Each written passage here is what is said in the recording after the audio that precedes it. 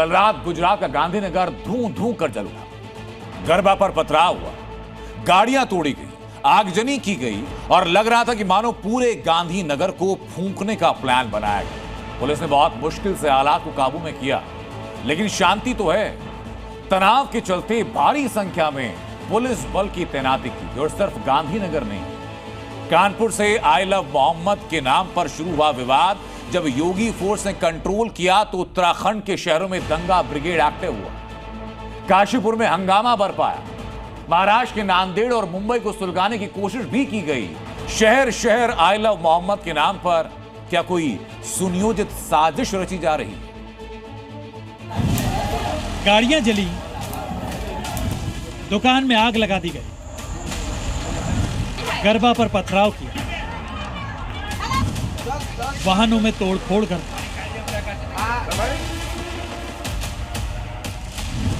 ये तस्वीरें बताने के लिए काफी हैं कि जिस चीज की आशंका थी वो सच साबित हुई। आई लव मोहम्मद के नाम पर दंगा प्लान एक्टिवेट कर दिया गया। इतना तनाव, इतनी अराजकता, जैसे गुजरात की राजधानी गांधीनगर को फूंकने का फुल प्रूफ प्लान तैयार कर दिया गया। गांधीनगर में सांप्रदायिक तनाव फैल गया। यहां बुधवार रात को गरबा के दौरान खिलाड़ियों पर पथराव किया गया,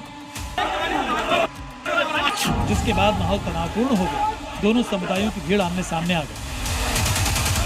यहाँ पे मेरे पास में देखा जा सकता है ये पुलिस वाहन जिसके कांच को यहाँ पे तोड़ा गया है, उसके ऊपर पथराव किया गया है। ये ना सिर्फ पुलिस वाहन की बात है, यहाँ पे दुकानों में भी तोड़फोड़, आग चंपी और व्हीकलों में भी नुकसान, लोगों पे पथराव किया गया था। यहाँ पे ये जले हुए दृश्य, यहाँ पे कागजात वगैरह, सामान वगैरह, ये दुकान में अभी भी देखा जा सकता है। वहाँ पे आग जो है वो जल रही है, शटर तोड़े गए हैं, अंदर पथराव किए गए हैं। गरबा में पथराव की स्क्रिप्ट किसकी? गांधीनगर को जलाने वाला हैंडलर कौन? आई लव मोहम्मद बहाना, हिंदू उत्सव में विघ्न निशाना। जो भी गांधीनगर की तस्वीरें देख रहा है उसके जहन में हलचल पैदा हो रही है। हिंदू मुसलमान के बीच फैले तनाव की टाइमिंग को लेकर आई लव मोहम्मद का विवाद शहर शहर फैलता जा रहा है। काशीपुर, उन्नाव, भदोही, सीहोर आई लव मोहम्मद का बखेड़ा नवरात्रि में विघ्न डालने की कोशिश में है। गांधीनगर की हिंसा इसकी ताजा मिसाल है। हिंदुओं ने जवाब में आई लव महादेव से इसका जवाब देना शुरू किया तो कट्टरपंथियों के पेट में मरोड़ उछने लगा और नतीजा सामने है।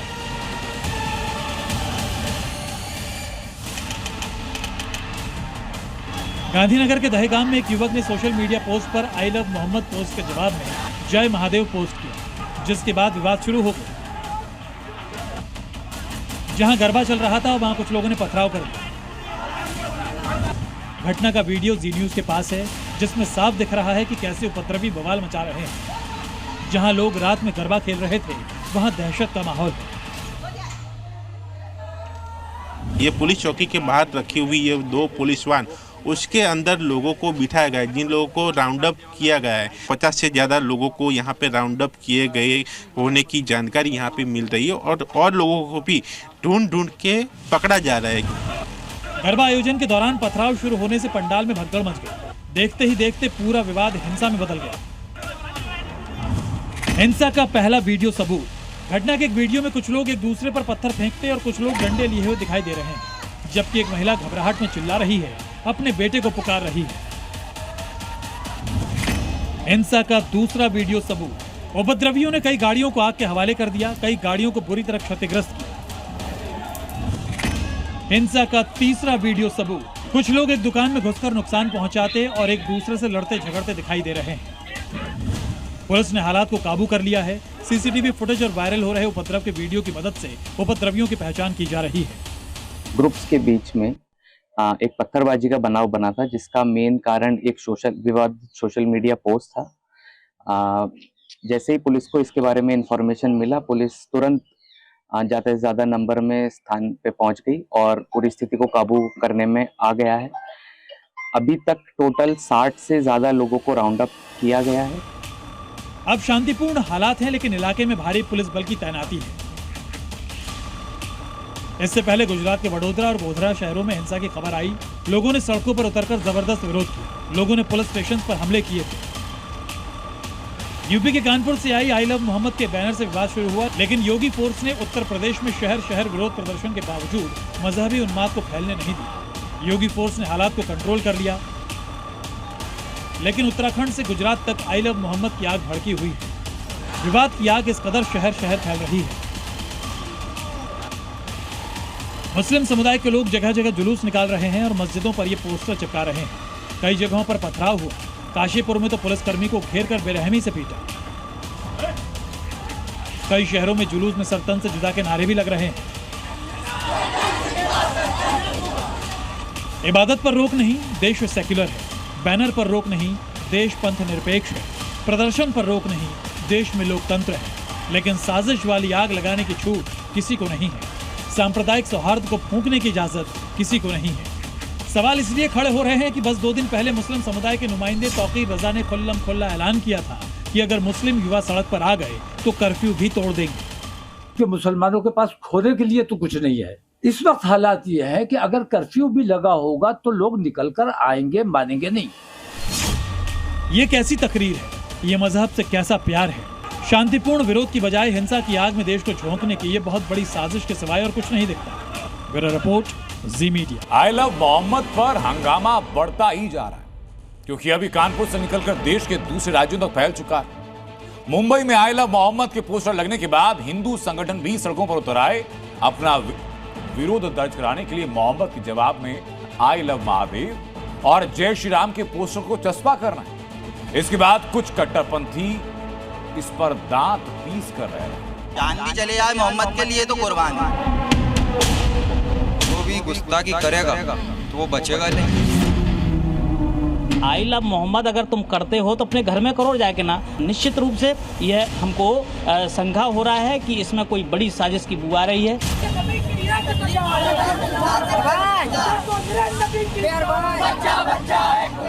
कि शिव अनाद हैं, शिव सत्य हैं, शिव सुंदर हैं। हमारे खून का कतरा कतरा बह जाएगा, हम अपनी जान की कुर्बानी दे देंगे, लेकिन आई लव मोहम्मद बोलने नहीं छोड़ेंगे। जो कायदे में रहेगा वही फायदे में रहेगा। आई लव मोहम्मद के नाम पर कट्टरपंथियों की नफरत की ज्वाला उत्तर प्रदेश के कानपुर से निकलकर देश के कई शहरों में फैल रही है।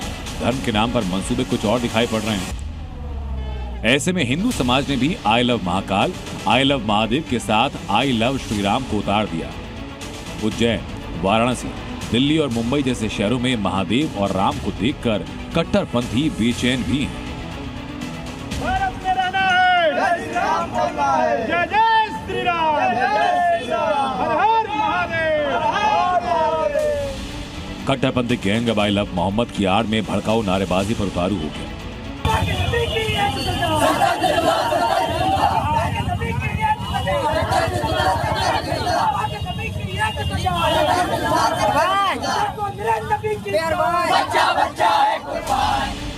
हिंदू संगठनों ने सिर तन से जुदा वाली साजिश को भांप लिया और इसलिए राम के नाम पर एकजुटता का शंखनाद किया।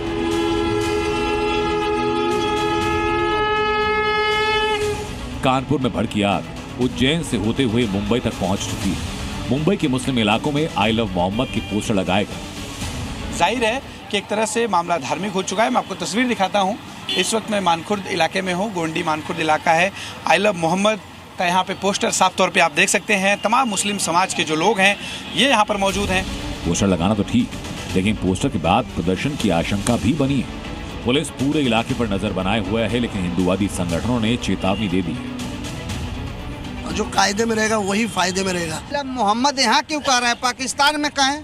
ये राम का राज्य है, यहाँ कोई अल्लाह का राज नहीं है। प्रैक्टिस करना चालू कर रहे हैं जो हम लोग कभी नहीं होने देंगे और महादेव जिंदाबाद रहेगा। भारत में रहना है, जय श्री राम बोलना है। मोहम्मद के जवाब में हिंदुवादी संगठनों ने भी अंधेरी इलाके में आई लव जय श्री राम और आई लव महादेव की पोस्टर लगा दी। मुंबई में भी आप देखिए आई लव महादेव और आई लव जय श्री राम जैसे जो पोस्टर हैं वो लगने शुरू हो चुके हैं। जो हिंदू संगठन से जुड़े लोग हैं वो बाकायदा छोटे छोटे बैनर्स लेकर इस वक्त सड़कों पर हैं और आई लव जय श्री राम, आई लव महादेव के पोस्टर अंधेरी के इलाके में, गोरेगांव इलाके में, कुर्ला इलाके में, अलग अलग जगहों पर देखिए इस तरह के पोस्टर लगाए गए हैं। हिंदुओं का कहना ये कि देश भर में चल रहे इस पूरे हंगामे से उन्हें बाहरी एजेंडे की बू आती है। हर का एजेंडा नहीं, जो कायदे में रहेगा वही फायदे में रहेगा। ये दुर्गा पूजा का टाइम है, लोगों में जागरूकता जरूरी है। कि हमारे धर्म के खिलाफ कोई दूसरा एजेंडा न चलाए। तो है लव मोहम्मद के आड़ में ये लोग लव जिहाद चलाते हैं। आई लव मोहम्मद का विवाद क्या है, कहां से आया, इस पर मुंबई के कई मुसलमानों को कुछ पता तक नहीं है। आपको पूरा विवाद मालूम है कानपुर? पूरा विवाद नहीं मालूम। आई लव के लिए ही हुआ है। वो FIR मतलब आई लव मोहम्मद पे नहीं होना चाहिए था जो हुआ। मियां भाई को सुनकर आप ये समझ गए होंगे कि कैसे सड़कों पर भीड़ जुटाने की साजिश है। आई लव के नाम पर भड़की चिंगारी धीरे धीरे फैल रही है। कहीं आग धधकने लगी है तो कहीं अंदर ही अंदर सुलग रही है। मुंबई से अश्विन पांडे के साथ bureau report, Zee media. Navratri में योगी फोर्स का मिशन शक्ति और तेज हो गया है। महिलाओं को निशाना बनाने वाले अपराधियों को शक्ति वाहिनी चुन चुन कर उनके गुनाहों का हिसाब कर रही है। मेरठ से लेकर बहराइच तक महिलाओं पर हमला करने वाले, उनसे चेन छीनने वाले, उनके सबके मंसूबों को ध्वस्त किया जा रहा है। सुरक्षा पर जिसने सेंध लगाने का कार्य किया तो उसके लिए यमराज का टिकट भी उसे उपलब्ध करवाया जा रहा है।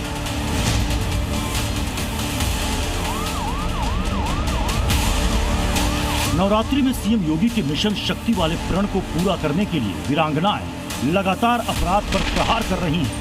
महिला सम्मान और सुरक्षा को चुनौती देने वाले महिषासुरों को सबक सिखा रही। लंगड़ा कर चल रहे इस अपराधी ने एक महिला पर तेजाब फेंकने की गलती की थी, लेकिन 24 घंटे के अंदर ही योगी की पुलिस ने इस सिरफिरे की अकल ठिकाने लगा दी।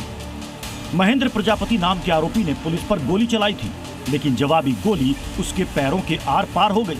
अब उसके जुर्मों का हिसाब पुलिस हवालात में करेगी। बहराइच जिले में चोरों के गैंग का पुलिस से सामना हो गया। ऑपरेशन को लीड कर रही थी योगी फोर्स की सीओ हर्षिता तिवारी। मुठभेड़ के दौरान दोनों ओर से फायरिंग हुई और हिस्ट्री शीटर छैलू का पैर बुलेट ने छलनी कर दिया। उसके गिरोह के 2 बदमाश भी धर लिए गए। ये गैंग नवरात्रि में चोरी को अंजाम देने जा रहा था, लेकिन मिशन शक्ति ने इस गैंग के मंसूबे को नाकाम कर दिया।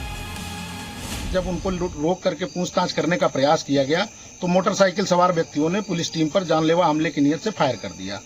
उक्त फायरिंग के विरुद्ध जवाबी कार्रवाई में आत्मरक्षा पुलिस द्वारा की गई फायरिंग में एक बदमाश को दाहिने पैर में गोली लगी है और दूसरे जो उसके 2 साथी थे वो भागने लगे तो पुलिस टीम ने घेर करके उनको भी पकड़ लिया।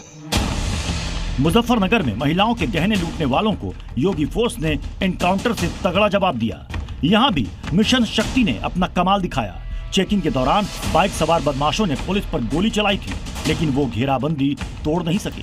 पुलिस की जवाबी गोली शातिर लुटेरे सावेज और अकील को लग गई और दोनों बाइक के साथ पकड़ लिए गए, जिनसे 2 तमंचे और कारतूस भी बरामद हुए। इस एनकाउंटर में महिला दारोगा शामिल थी। मुजफ्फरनगर की तरह राजधानी लखनऊ में चेन लूटकांड में शामिल बदमाशों को योगी फोर्स ने अच्छा सबक सिखाया। बाइक से भाग रहे बदमाशों को जब पुलिस ने रोकने की कोशिश की तो उन्होंने गोली चला दी। जवाब में पुलिस ने भी फायरिंग की और गोली अरविंद नाम के बदमाश को लग गई। मैनपुरी में महिला से लूटपाट करने वालों का योगी फोर्स ने 36 घंटे के भीतर हिसाब कर दिया। अयान और फहीम नाम के 2 लुटेरे जो भागते फिर रहे थे, उनका सामना पुलिस से हो गया, जिसके बाद एनकाउंटर शुरू हुआ और दोनों लुटेरे अयान और फहीम के पैर में गोली लग गई।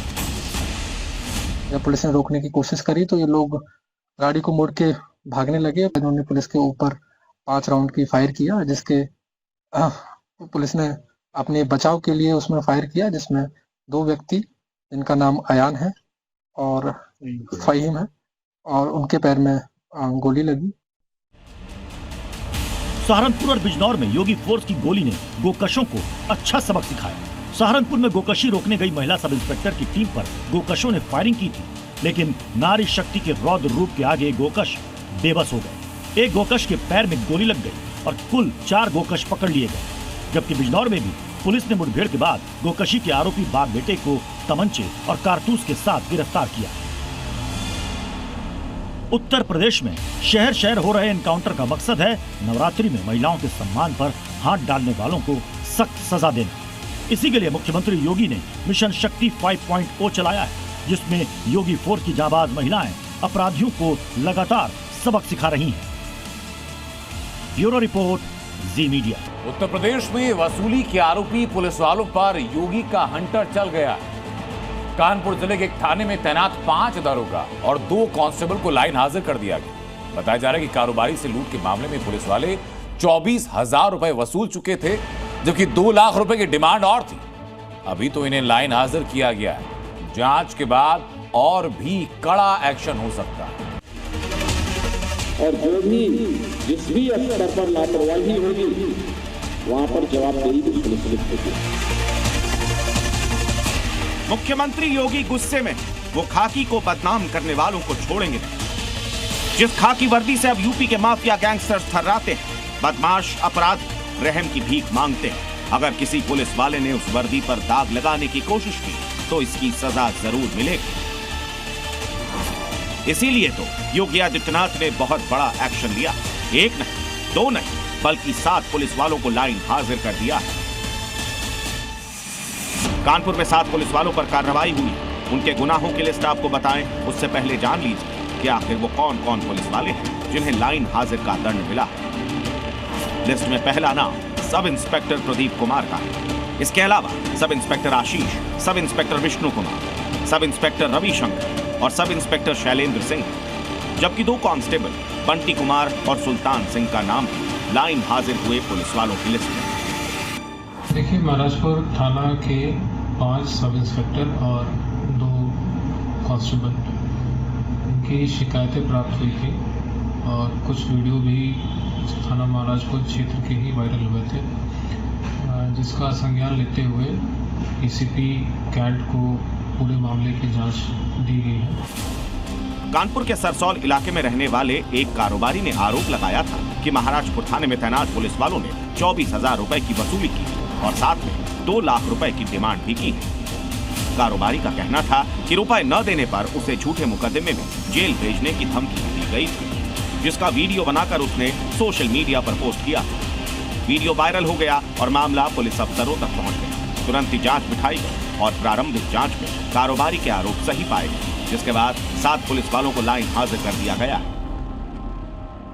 देखिए, 2 घटनाएं थी वहाँ की।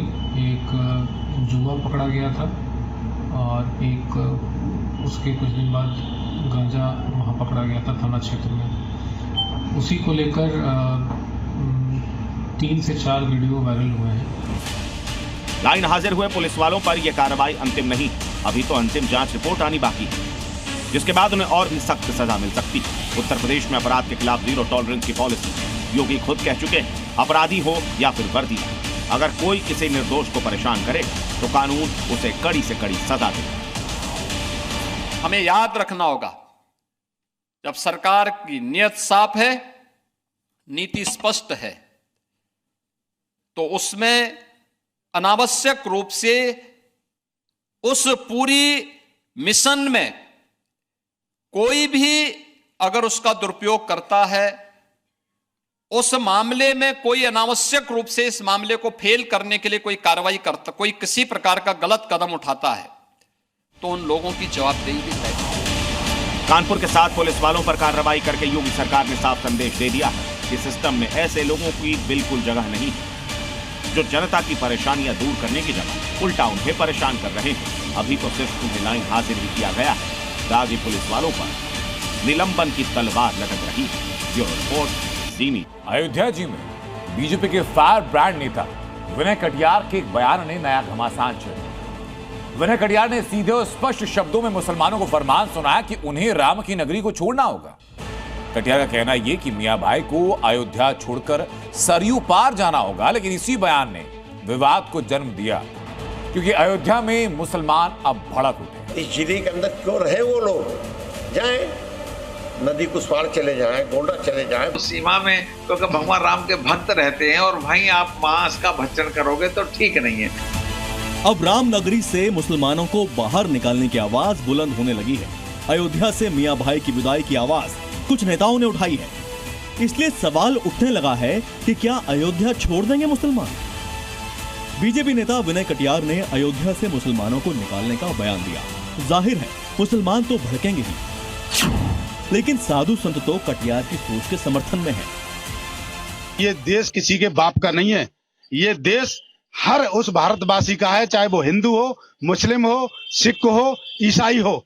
सबका बराबरी का हक है। साफ ये कहना चाहता हूँ कि आप जो ख्वाब देख रहे हैं यहाँ से मुसलमानों को भगाने का, वो ख्वाब आपके आका भी देखते रहे और आपके आने वाली नस्ल भी देखते रहेंगे, लेकिन एक भी मुसलमान अयोध्या छोड़कर नहीं जाएगा और ना ही एक भी मुसलमान अयोध्या छोड़कर जाने वाला। आप समय रहते हुए जरूर नेपाल चले जाए, आपके लिए बेहतर हो। सिर्फ सनातनियों का देश है, हिंदुओं का देश है। धर्म के आधार पर भारत का बंटवारा हो गया। जब धर्म के आधार पर वो अपना हक हिस्सा पाकिस्तान के रूप में ले लिया तो फिर भारत में उसका क्या है? उसका कुछ नहीं है। ये तो हिंदुस्तान। विनय कटियार के बयान के साथ ही अयोध्या में हिंदू मुसलमान वाली चिंगारी फिर उठती दिख रही है। अयोध्या में कटियार के बयान के बाद बवाल मचा हुआ है, क्योंकि वो खुलेआम कह रहे हैं कि जिस दिन मुसलमान अयोध्या छोड़कर जाएंगे उसी दिन असली दिवाली मनाई जाएगी। विनय कटियार का पूरा बयान सुनिए। इस जिले के अंदर क्यों रहे वो लोग? जाएं, नदी कुशवाड़ चले जाएं, गोंडा चले जाएं, बाकी जगह चले जाएं, बस्ती चले जाएं। यहाँ क्या काम है उनका? यहाँ राम का मंदिर है, वही काम करेगा। मुसलमानों को अयोध्या छोड़ने का फरमान सुनाने के साथ ही विनय कटियार ने एक धमकी और दे डाली है, वो भी आपको सुनाएंगे। लेकिन उससे पहले यूपी के मंत्री रघुराज सिंह का ये बयान सुनिए, जिसमें वो मुसलमानों को दैत्य तो हिंदुओं को भगवान बता रहे हैं। तो सीमा में क्योंकि भगवान राम के भक्त रहते हैं और वहीं आप मांस का भक्षण करोगे तो ठीक नहीं है। जैसे कि देवता और दैत्यों का दूरी होनी चाहिए। कभी अयोध्या आंदोलन के जनक रहे विनय कटियार अब सीधे सीधे कह रहे हैं कि अयोध्या के धन्नीपुर में कोई मस्जिद नहीं बनेगी। जो कहते हैं मस्जिद वहां बनेगी, कुछ नहीं बनने वाला है वहां। कि यहाँ पर जो मुस्लिम लोग रह रहे हैं वो खारिज किए जा रहे हैं हमारी ओर से। वो होना चाहिए और वो होकर रहेगा। धन्नीपुर में मस्जिद को लेकर केवल राजनीति ही नहीं बल्कि कानूनी दांवपेच भी बहुत है। मस्जिद का लेआउट कैंसिल कर दिया गया है। इस समय हम पहुंचे हैं अयोध्या के धन्नीपुर में। ये वो जगह है जहां पर मस्जिद का निर्माण होना है और यहां पर सुप्रीम कोर्ट के आदेश के बाद 5 एकड़ के लगभग जो जमीन है वो यहां पर ट्रस्ट में दी गई है और कहा जा रहा है कि यहां पर अब मस्जिद का निर्माण होगा। लेकिन इसका जो लेआउट जो पास हुआ था वो लेआउट अभी पास नहीं हो पाया है। लेआउट जो है वो कैंसिल कर दिया गया है। कहा यह जा रहा है कमेटी के लोग कि अब यहाँ पर नया लेआउट जो है वो बनाया जाएगा। अयोध्या विकास प्राधिकरण ने मस्जिद निर्माण योजना को मंजूरी अभी नहीं दी है। सरकारी विभागों से नो ऑब्जेक्शन सर्टिफिकेट न मिलने का हवाला देते हुए धन्नीपुर गांव में मस्जिद निर्माण योजना को खारिज कर दिया गया है। ये जमीन सुप्रीम कोर्ट के फैसले के बाद राज्य सुन्नी सेंट्रल वक्फ बोर्ड को आवंटित की गई थी, लेकिन इसे लेकर सियासी सरगर्मियां अभी भी जारी हैं। Bureau report, Zee media. Uttarakhand में ट्रिपल एसएससी का कथित तौर पर पर्चा लीक हो गया। धामी फोर्स एक्शन में आई। मुख्य आरोपी खालिद और उसकी बहन साबिया को गिरफ्तार किया गया। लेकिन इसी बीच देहरादून में धरना प्रदर्शन भी शुरू हुआ। यहां तक तो बात समझ में आती है कि पर्चा लीक होने के बाद छात्र आक्रोशित हो गए। लेकिन इस दौरान देहरादून में प्रदर्शन के 2 और वीडियो सामने आए और इन दोनों वीडियो में जो कुछ दिखाई पड़ रहा है, जो कुछ कहा जा रहा है, उससे लगता है कि उत्तराखंड में देश विरोधी गैंग एक्टिव मोड में। हमें मजबूर न कीजिए, जो आंदोलन नेपाल के अंदर हुआ है वो यहाँ पर भी हो। ये खुली धमकी है। ये अभिव्यक्ति की आजादी के नाम पर ब्लैकमेलिंग है। आपको आगे दिखाएंगे देहरादून की मोहतरमा का सच, लेकिन उससे पहले एक और वीडियो देखिए। सब क्या चाहते हैं? कौन है ये लोग जो देहरादून की सड़कों को शोर में डुबोने की कोशिश कर रहे हैं? कौन है ये लोग जिनकी नारों में अधिकारों की मांग कम, धमकी की गूंज ज्यादा सुनाई दे रही है? पूरा मामला समझने से पहले ये तस्वीर देखिए। देहरादून में यूकेएसएससी परीक्षा पेपर लीक केस में युवाओं का धरना जारी है। इसी धरने के बीच से कुछ ऐसी तस्वीरें वायरल हो रही हैं जो शांत उत्तराखंड के लिए चिंताजनक हैं। आजादी के नारों का मतलब क्या है? देहरादून में क्यों लगे ये नारे? इसकी डिटेल देखने से पहले पूरे केस की डिटेल समझना बहुत जरूरी है। उत्तराखंड अधीनस्थ सेवा चयन आयोग यानी यूकेएसएससी पेपर लीक मामले में मास्टरमाइंड खालिद की गिरफ्तारी हो चुकी है। खालिद की बहन साबिया को भी गिरफ्तार किया जा चुका है। इस गिरोह की तीसरी सदस्य सुमन का भी पता लगा चुकी है पुलिस।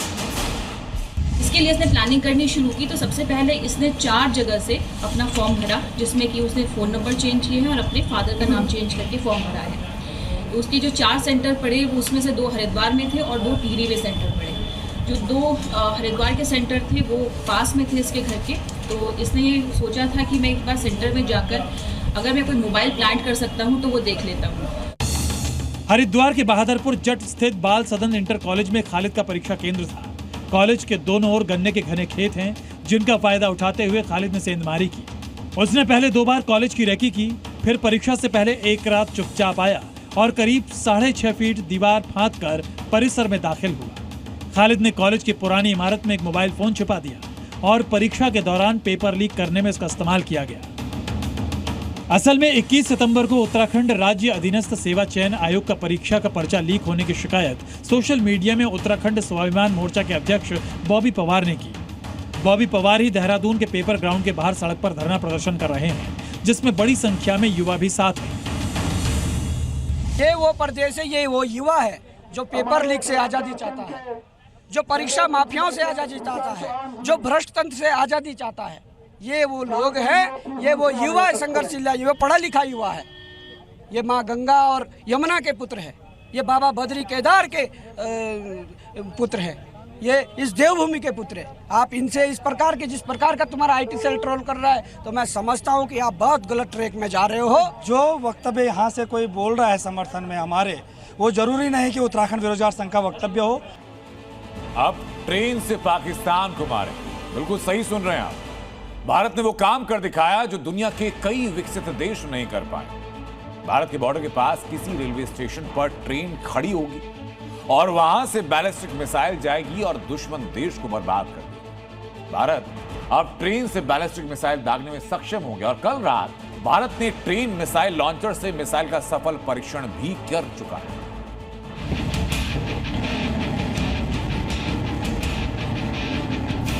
आसमान में उठा ये आग का गोला भारतीय डिफेंस पावर की नई आग।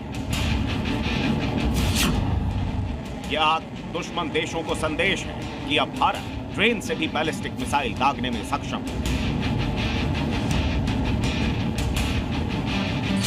जो बैलिस्टिक मिसाइल दागी गई है, उस मिसाइल से ज्यादा अहमियत है इस मिसाइल के लॉन्चर की।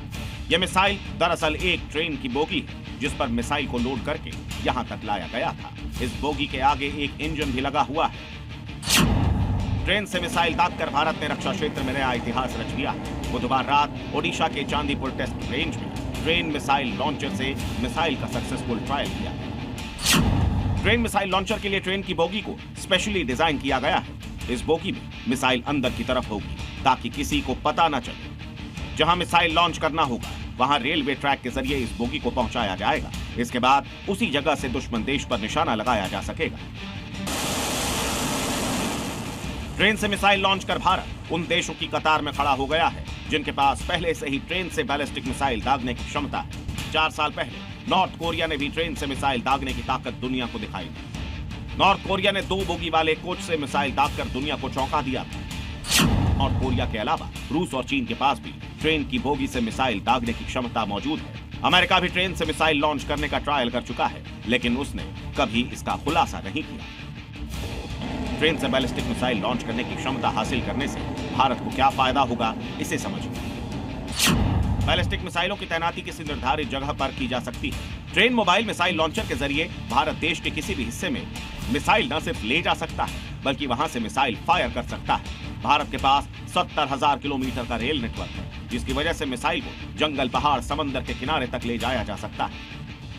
DRDO ने जो वीडियो जारी किया है वो रात का है, मतलब अब न सिर्फ देश के किसी भी हिस्से में ट्रेन से मिसाइल फायर किया जा सकता है बल्कि रात के अंधेरे में धुंध भरे इलाके में भी बेहद कम समय में मिसाइल लॉन्च के लिए रेडी होगी। Bureau report, Zee media.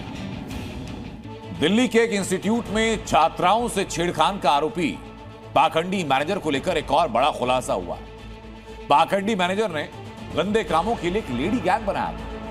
College की 3 महिला वार्डन के जरिए वो छात्राओं को डराता था, धमकाता था ताकि उसके पापों का कच्चा चिट्ठा न खुल पाए।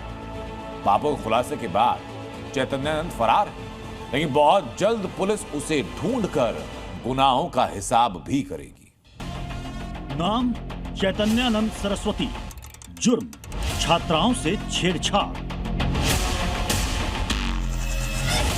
भगवा कपड़ा पहनने वाले इस पाखंडी ने शिक्षा के मंदिर को अय्याशी का अड्डा बना दिया। जिस इंस्टीट्यूट में सुनहरे भविष्य के लिए लड़कियां पढ़ने आती थी, वहां ये पाखंडी मैनेजर उन्हें अपनी बुरी नीयत का शिकार बनाता था। पर एक एक करके चैतन्यानंद के गुनाहों की कुंडली बेपर्दा हो रही है। छात्राओं से छेड़छाड़ की जो एफआईआर दिल्ली पुलिस ने दर्ज की है, उसके मुताबिक चैतन्यानंद इंस्टीट्यूट में लेडी गैंग चलाता था। 3 महिला स्टाफ जिनका काम वैसे तो लड़कियों की देखभाल करना था, लेकिन वो पाखंडी के गंदे कामों में पल पल का साथ दे रही थी। आरोपों के मुताबिक कॉलेज की 3 महिला स्टाफ ने पीड़ित छात्राओं से जबरन अश्लील चैट को डिलीट करवाया था। साथ में छात्राओं से माफी का मेल भी लिखवाया था। चैतन्यानंद का ये पूरा खेल पिछले 12 सालों से चल रहा था। कॉलेज की आड़ में वो उन छात्राओं का यौन शोषण करता था जिनकी आर्थिक स्थिति अच्छी नहीं थी, लेकिन एक ईमेल ने इसके पूरे के पूरे खेल को एक्सपोज कर दिया। ये ईमेल किसी और का नहीं बल्कि एक एयरफोर्स अधिकारी का था। पुलिस की जांच में यह भी खुलासा हुआ है कि चैतन्यानंद के खिलाफ शिकायत एक एयरफोर्स अधिकारी ने भी की थी और इसी के बाद इस मामले में बड़ा एक्शन शुरू हुआ। जानकारी के मुताबिक एयरफोर्स अधिकारी ने इंस्टीट्यूट को ईमेल भेजकर छात्राओं की शिकायत बताई, क्योंकि इंस्टीट्यूट में डिफेंस कोटे के बच्चे पढ़ते थे। इस ईमेल में चैतन्यानंद पर गंभीर आरोप लगाए गए और इसी ईमेल का जवाब देते हुए पीठ ने चैतन्यानंद पर एफआईआर दर्ज करवाई। कॉलेज की तरफ से 2 अगस्त को वायुसेना मुख्यालय को जवाब भेजा गया। इस मामले में एफआईआर दर्ज हो चुकी है और उसके बाद ही कॉलेज ने 300 से ज्यादा पन्नों के सबूत दिल्ली पुलिस को सौंपे। पुलिस की एफआईआर के मुताबिक छात्राओं ने आरोप लगाया कि चैतन्यानंद ने कई छात्राओं का यौन उत्पीड़न किया। वो छात्राओं को जबरन अपने क्वार्टर ले जाया करता था। छात्राओं को अश्लील और धमकी भरे मैसेज भेजे जाते थे। लड़कियों के हॉस्टल में कैमरे लगाए गए थे। छात्राओं को विदेशी यात्राओं पर ले जाकर उन्हें निजी कमरे में बुलाया जाता था। यही नहीं, छात्राओं के माता पिता को भी धमकाया जाता था कि वो इसमें दखल ना दें और यहाँ तक कि उसने छात्रा को अपना नाम तक बदलने के लिए मजबूर किया था। अमेरिका के राष्ट्रपति ट्रंप ने तुर्की के राष्ट्रपति एर्दोआन के साथ वही किया जो फ्रांस के राष्ट्रपति इमैनुअल मैक्रों के साथ कर चुके हैं। एर्दोआन को अपनी गाड़ी में बैठाया, बातें की, लेकिन जैसे ही एर्दोआन ट्रंप की कार से उतरे, सामने न्यूयॉर्क का ट्रैफिक बंद मिला। एर्दोआन कार से उतरकर खड़े हो गए। ट्रंप का काफिला जब तक नहीं गुजरा, एर्दोआन के सुरक्षा कर्मियों के साथ न्यूयॉर्क पुलिस की तीखी नोकझोंक होती रही। राष्ट्रपति ट्रंप अपने घर बुलाकर दूसरे देश के नेताओं को बेइज्जत करते हैं। सबसे ताजा मिसाल है तुर्की के राष्ट्रपति एर्दोआन के साथ हुई घटना। अमेरिका में तुर्की के राष्ट्रपति एर्दोआन की घोर बेइज्जती हुई। न्यूयॉर्क पुलिस ने एर्दोआन के काफिले को बीच सड़क पर रोक दिया। पुलिस ने उनके काफिले को इसलिए रोका क्योंकि वहां से ट्रंप का काफिला निकलना था। इस दौरान सड़क पर ही एर्दोआन के सुरक्षाकर्मी और पुलिस के बीच तीखी नोकझोंक हुई, जिसके बाद तुर्की के राष्ट्रपति को कार से निकलकर सड़क पर खड़ा होना पड़ा। तुर्की के राष्ट्रपति एर्दोआन से पहले फ्रांस के राष्ट्रपति इमैनुअल मैक्रों के साथ भी यही हुआ। ट्रंप का काफिला गुजरना था तो मैक्रों को सड़क पर रोक दिया गया। मैक्रों को भी कार से निकलकर सड़क पर खड़ा होना पड़ा। इससे भी पहले यूक्रेन के राष्ट्रपति ज़ेलेंस्की की तो ट्रंप ने व्हाइट हाउस में बेइज्जती की थी। असल में संयुक्त राष्ट्र महासभा के 80वें सत्र में हिस्सा लेने कई देशों के राष्ट्राध्यक्ष अमेरिका पहुंचे, लेकिन वहां की पुलिस ने दूसरे देशों के राष्ट्राध्यक्ष से ऐसा व्यवहार किया जैसे कोई आम लोग। ट्रंप यूएनजीए में एर्दोआन को अपने बगल में बैठाते हैं, उनके साथ कई मुद्दों पर चर्चा करते हैं, लेकिन जैसे ही वो बाहर निकले वैसे ही एर्दोआन की बीच सड़क पर बेइज्जती हो गई। एर्दोआन गाड़ी से नीचे उतरे, अपने सुरक्षा कर्मियों को कहा कि किसी तरह यहां से बाहर निकालो। एर्दोआन के सुरक्षा कर्मियों ने बैरिकेड हटाने की कोशिश की, लेकिन न्यूयॉर्क पुलिस ने ऐसा करने नहीं दिया। फिर दोनों देशों के सुरक्षा कर्मियों के बीच तीखी बहस होने लगी। ये सब एर्दोआन के सामने हो रहा था। इस अपमान से एर्दोआन काफी आहत हुए। वैसे ट्रंप और एर्दोआन के बीच खूब छनती। अपने पहले शासनकाल में भी ट्रंप एर्दोआन की तारीफ करते थे और इस बार भी कर रहे हैं, लेकिन ट्रंप शायद खलीफा को लिमिट समझा रहे थे और बीच सड़क पर घोर बेइज्जती कर। Bureau report, Zee media.